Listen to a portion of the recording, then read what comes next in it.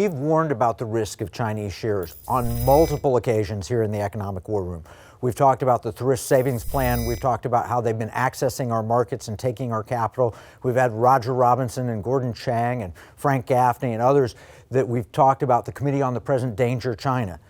Well, today we invite into the Economic War Room someone who knows this risk, not just watching it from afar, but up close and personal. So we welcome Joel Caplan live from Israel. Joel, tell us about yourself. Well, thanks for having me, Kevin, and also congratulations on your recent WVW TV broadcast. Well, I'm a former middle school and high school teacher. I grew up in Pittsburgh, Pennsylvania. I started a business when I was about 30 years old. About 20 years ago, I did quite well with selling educational products and textbooks on Amazon. And at the present time, I'm over here in Israel in tour guide school, but that is a result of having gone bankrupt after investing in Chinese companies that had been trading on NASDAQ. So I had a big shift. I'm enjoying living over here in Jerusalem now, but it was quite a journey to go from being a successful entrepreneur to being defrauded by the Chinese. Wow. Well, you unfortunately had to become an expert on Chinese equities. And we've talked about Luckin Coffee, and we've talked with Roger Robinson. And, tell us basically overview, what is the China hustle? I know they made a movie about this with Dan David, but what does that mean? Yes. First, it's great you've had these experts like Roger Robinson and Chris Iacovella and Gordon Chang on your show. I don't know how many victims you've had. I am one of, I would estimate, tens of thousands of victims. Some small victims that may not even know they've been hustled, and others that lost a substantial amount of their life savings, including retirees.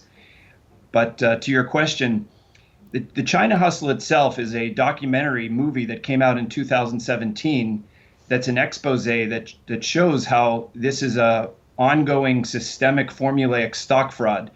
But the term is also widely used now to describe general chicanery and shenanigans and trickery that emanate from Chinese Communist Party, whether it's counterfeiting driver's licenses or selling products that have been copied, to these outright financial frauds. And Senator Rubio often is, if you Google the China Hustle, there are actually a few bills in Congress that are actually called Stopping the China Hustle. Yeah. If your viewers hadn't been yet seen the documentary, it's available on Amazon and Netflix, and shows all the lawyers that were involved, all the law firms, some of the political players. And this was a fraud that really began in 2008 and has been ongoing for more than a decade, and is still, as we speak, happening, and has probably defrauded American investors out of $50 to $150 billion of market cap. Wow, that's a lot of money. So how did they do it? What, do they just list on the exchanges, or is it reverse merger? How does it happen? Well, as you might have gone over in other shows, it seems that, and as Roger Robinson has spoken about, they get preferential treatment on the markets. So some of them are reverse mergers that got on through merging with a shell company, going back to, I think, even 2005 to 2010, and working their way up from the OTC boards onto NASDAQ or the New York Stock Exchange. Others might do an outright IPO, but because the books in China, the books and records are relatively opaque, and they're not subject to PCAOB oversight, they can really get pretty far before the truth catches up with them, meaning that they can raise a great deal of capital through the way that's done. I'm not an expert in that. Like I said, I was a biology teacher, but they raise enormous amounts of capital, and then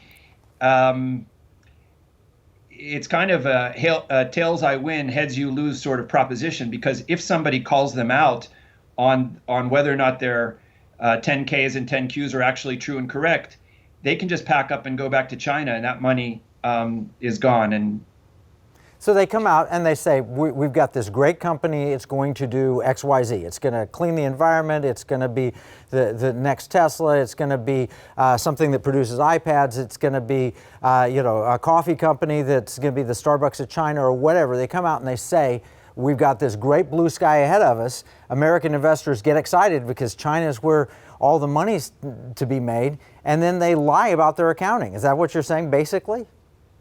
Yeah, a lot of these are stock stories, but sometimes, in the case that I invested in, it was a real electric bike company, a real lithium-ion battery company, but their underlying accounting was fictitious. And like you said, it can go for anything from a solar panel company to Luckin's Coffee, which everybody can read about now. And yet we seem to not get the message. It's sort of a emperor has no clothes phenomena where, the next one will be actually okay. We're not allowed to get the message, right? I mean, there was this memo of understanding signed during the Obama-Biden administration in 2013 that kind of exempted Chinese companies from even producing accounting. Right. Well, they submit the accounting, and I've been to China 3 times. My experience with the fraud started in 2011. So they do submit accounting, and in the case I had visibility on the company I invested in. It was an electric bike company, and it was in 3 different campuses. But when they were ready to pack it up and say bye-bye, we're in China, they seemed to have the theft baked into the cake, whether it was from a variable interest entity to being able to just declare bankruptcy when the court-appointed receiver tried to go over. And you're right, they seem to be able to submit whatever numbers they really want, and it's completely based on like the honor system, which is shocking that this absurdity has gone on so long. Nobody is really checking.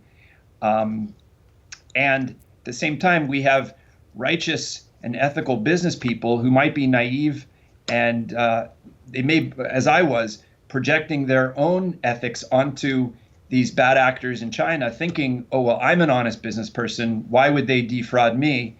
And the bad actors are laughing all the way to the bank on that one, sadly. No question about it. Well, we're going to have to take a break in a minute. But when we come back, I'd like to talk about your story. And then ultimately, I want to talk about what we can do about this. I'm scared because if you read some of the stuff coming off the Hunter Biden laptop, it sure looks like Vice President at the time, Biden, was heavily involved and connected to China. And, he says, come on, man, they're our friends. They're not our friends. It has not been good for American investors. So we're going to take a break. And when we come back, Joel, I want you to tell your story, your investments, what happened, how you did or did not get your money back. So let's take this break.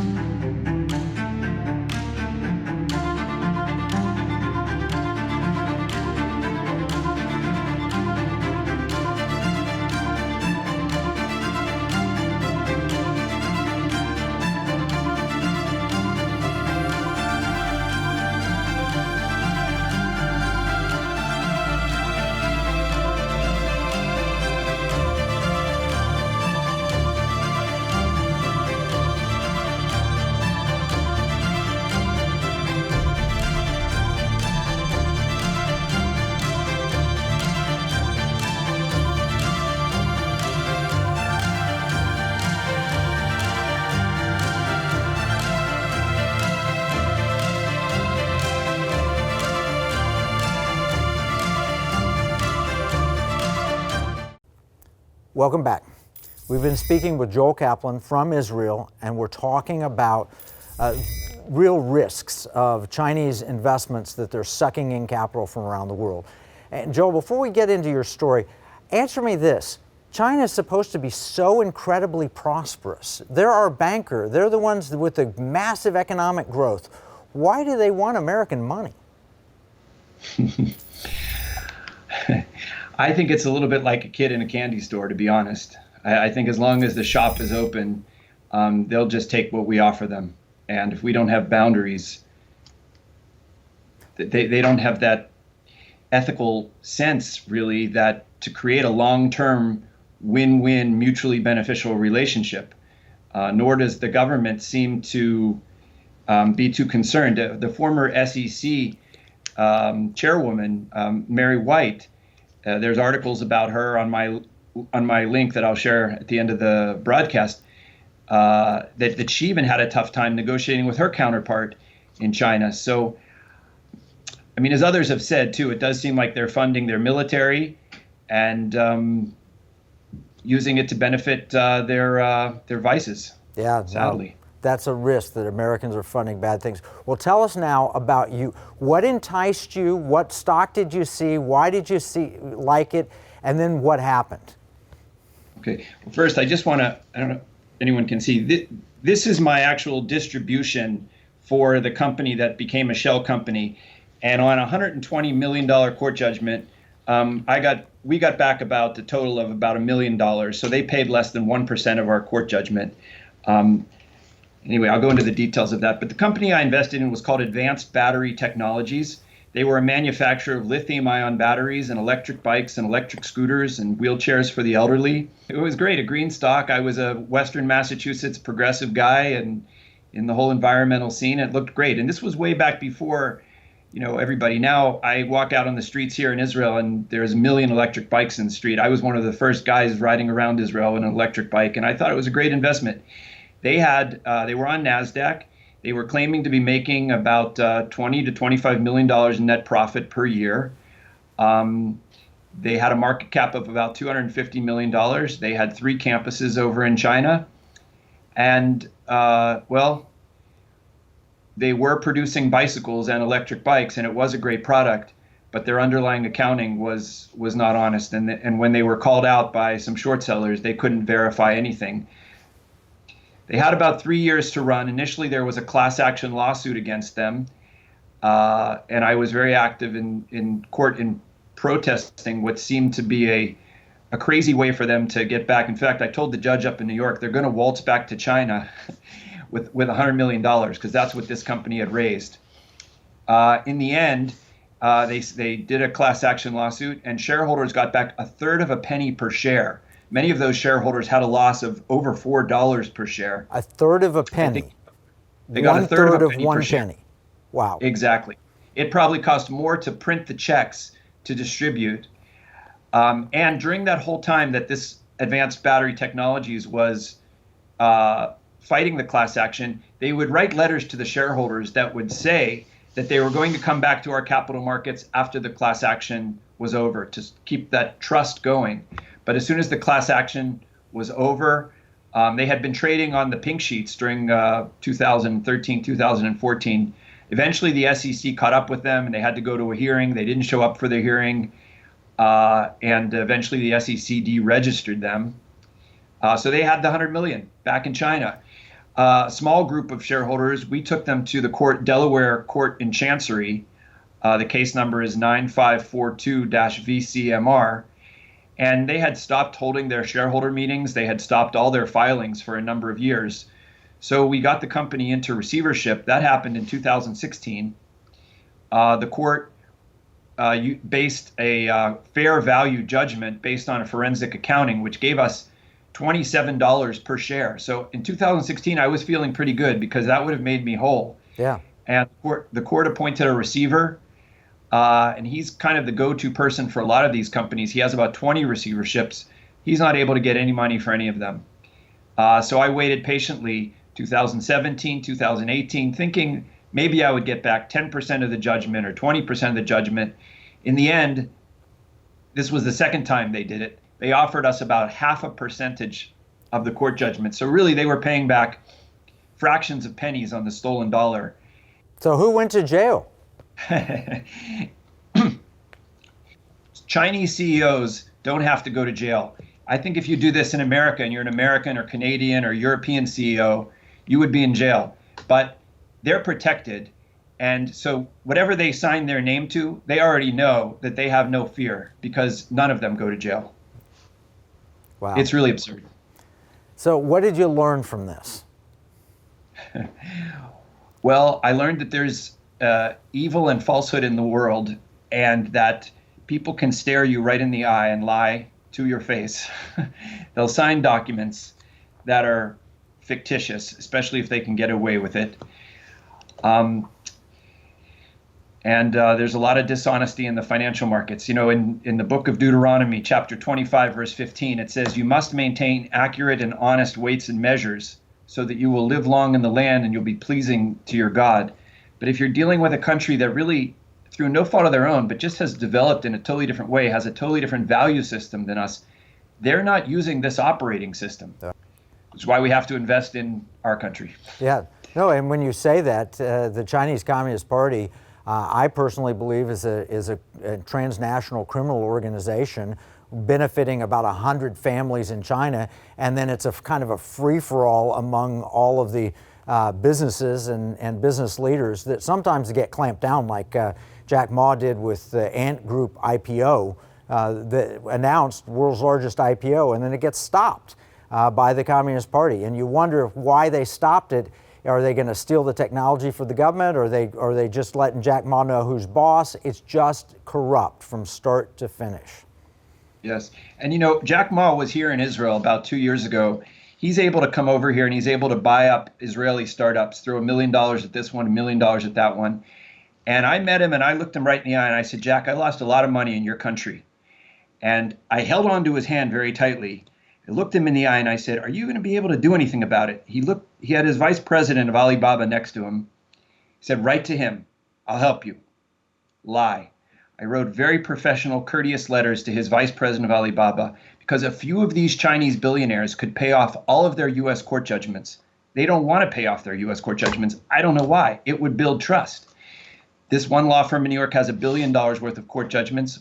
A few of these Chinese billionaires, I don't think they trust each other. And I don't think they have a higher power, so that when they put their head down at night, they have this idea that they should do the right thing. Right. And maybe that's what happened. They don't trust each other. We're going to take a break. When we come back, I want to ask you what we can do about this, what we should do about it. So let's take a break.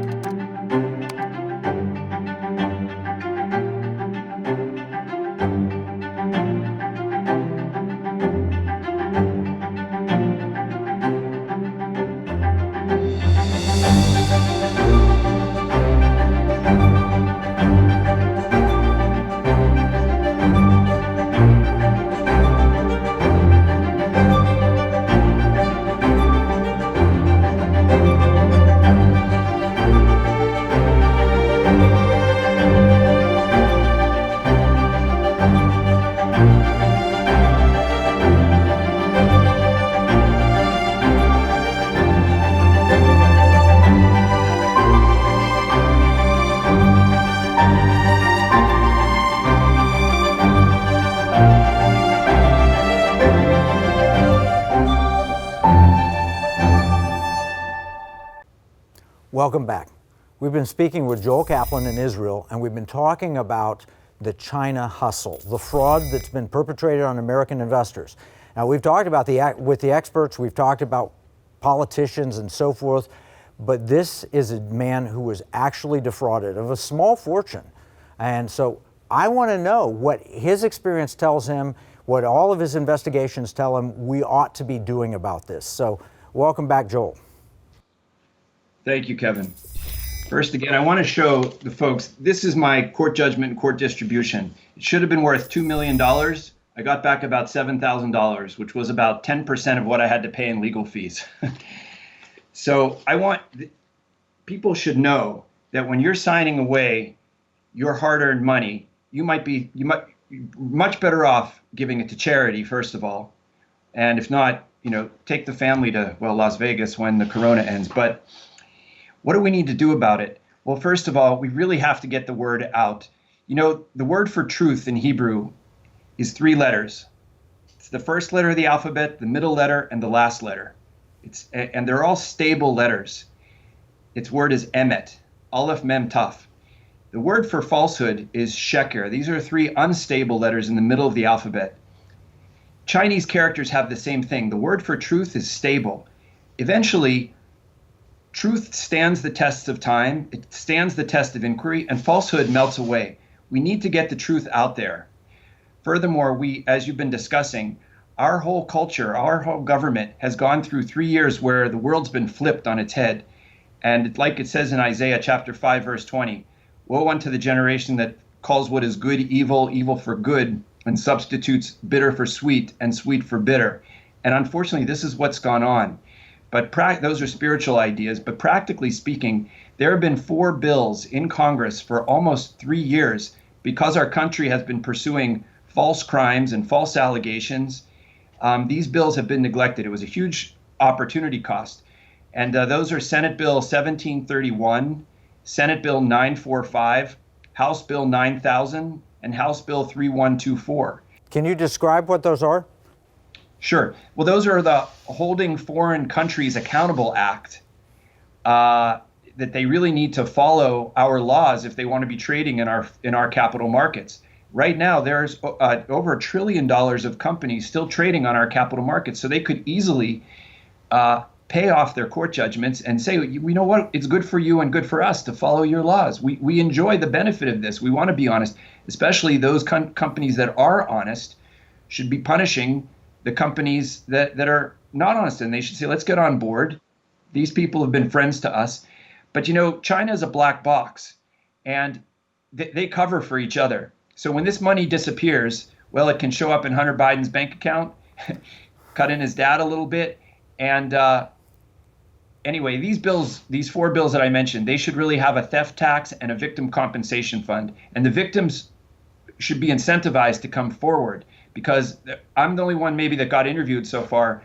But I mean, here there's 15 on other plaintiffs on this one, and there's thousands of other plaintiffs in these deregistered Chinese companies. So people need to come forward, and I have a fund to help victims of the China hustle. And what we want to prevent is China hustle 2.0, which if we don't stop it, there will be a China hustle 2.0, and they'll make off with another $10 to $200 billion.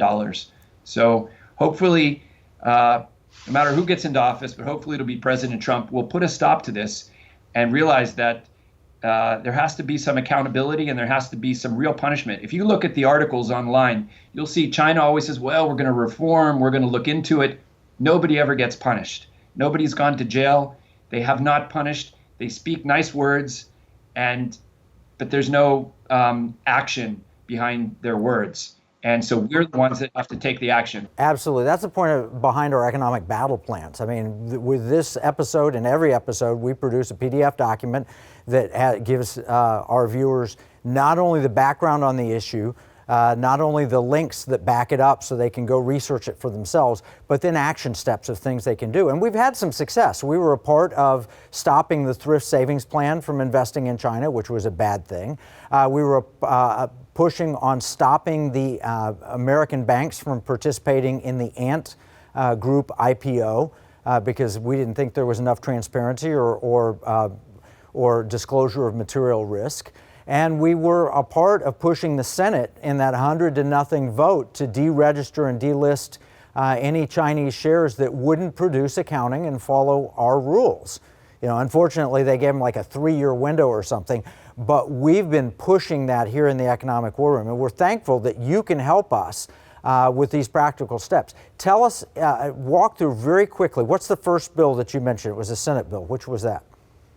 Sure. That's a bill that Senator Rubio introduced. It's Senate Bill 1731, and that's a Holding Foreign Countries Accountable Act. These bills, like I said, really to have teeth, they need a theft tax because it's only going forward in the future. Right. And then there's a slightly edited version of that Senator Kennedy introduced. That's Senate Bill 945, and that passed. And they've been sent over to the House, but the House, first of all, they've been sitting there for the last 7-8 months. And meanwhile, there's still, many Chinese companies, and they have hedge funds. They're making a lot of money while their stocks continue to trade. And for a fact, they're doing insider trading in Mandarin with companies. They're manipulating the stock market. The SEC doesn't have the staff to go after them. They need to staff up. The 2 House bills are similar. They're reciprocal bills, but the House hasn't moved on those bills. And Kevin, and to your viewers, the situation is so unbelievably absurd that it really takes a person to understand. They can't believe something this biblically crazy has gone on. but it really has, and we have to put a stop to it. No question. Well, one of the things we're doing, and if you've been watching the show, you know we're pushing patriotic investing.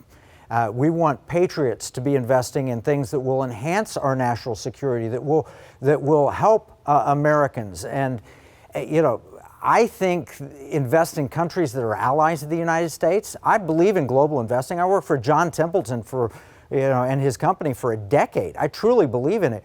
But we cannot be investing in our adversaries. And China right now, unfortunately, is an adversary. They're not in a friendly position with the United States. They're in an adversarial position. So we're with you on that, Joel, and we want to make a real difference on that. Tell me, what's the investment climate in Israel? Are you investing any there? You know, Kevin, it's very sad because I lost 10 years of my life savings. I was a wealthy person, and sadly, I don't have money to invest anymore. I think that generally speaking, people do well in Israel. They feel that they can trust the accounting. Many Israelis, including our presidents and prime ministers, have gone to jail for wrongdoing. So there is that sense of ethics. It is a good climate for investing. But I myself, unfortunately, I made the mistake of investing in China instead of in Israel, and I wish I could go back in time. Maybe I can be a canary in the coal mine so that other people don't have to become a victim. I have a website, thechinahustle.us, that tells this story. Great. Well, thank you, Joel. There's two ways to learn. You can learn from your own experience. You can learn from the experience of others, and you've shared your experience, and we appreciate that. Everyone needs to get educated on this. Whether you know it or not, you may be investing in Chinese equities and they might be fraudulent. So you need to download the free economic battle plan that you find at economicwarroom.com. This is Kevin Freeman from the Economic War Room.